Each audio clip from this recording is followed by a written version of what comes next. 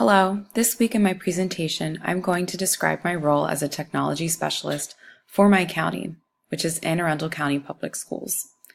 I discuss my main strategies for educators to adopt my ideas, as well as strategies for the ones who need more time. To begin, it is important to think about what type of innovation my district technology training plan will be. While I do believe it is important for people to have choices in adopting new methods and styles of teaching, after reviewing the materials for the week, I have come to realize that my plan will be an authority innovative decision.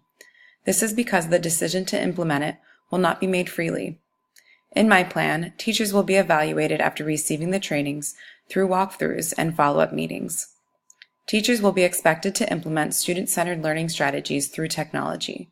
Because of this is not an optional or a collective decision. My role in regards to opinion leadership is very interesting. I feel that as the innovator and creator of the plan, I will need to work closely with those that are considered the early adopters, as these are the people that are the opinion leaders. I will need to show them the benefits, outcomes, and results of teaching through student-centered learning using technology. The explanation of Rogers' theory outlines various attributes, adoption categories, and the adoption diffusion process. Many of these can be advantageous for the innovators looking to persuade their colleagues to adopt new strategies and ways of thinking. The two strategies that I found most relatable for the audience that I will face with my district training plan are those from Rogers' attributes. Relative advantage is one that will be successful, as implementing student-centered learning with technology has many advantages. These advantages can be outlined in the training, and data showing growth and success with this type of teaching can be shared. Another strategy is through compatibility.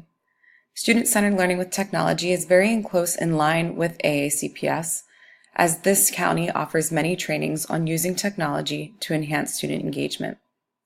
Because of the staff of the county receive similar trainings, they will be more open to adopting this method of teaching. While there are many people that are eager to accept and adopt new ways to teach, there will always be several that take time to accept or may refuse to do so. This can be difficult for people that are looking to make positive changes to the work environment. Because these people tend to be more skeptical of new ideas, putting them in contact with opinion leaders may be helpful. Along with this, they could even be sent to observe master teachers of a student-centered learning classroom. In doing so, the late majority and laggards would have a chance to see a successful student-centered learning environment. However, as stated in Edutopia, some laggards may resist adopting a new idea until they are penalized in some way for resisting.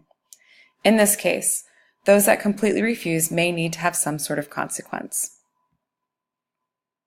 Thank you everyone for watching my presentation. Please feel free to leave any comments or questions that you may have in the reply area.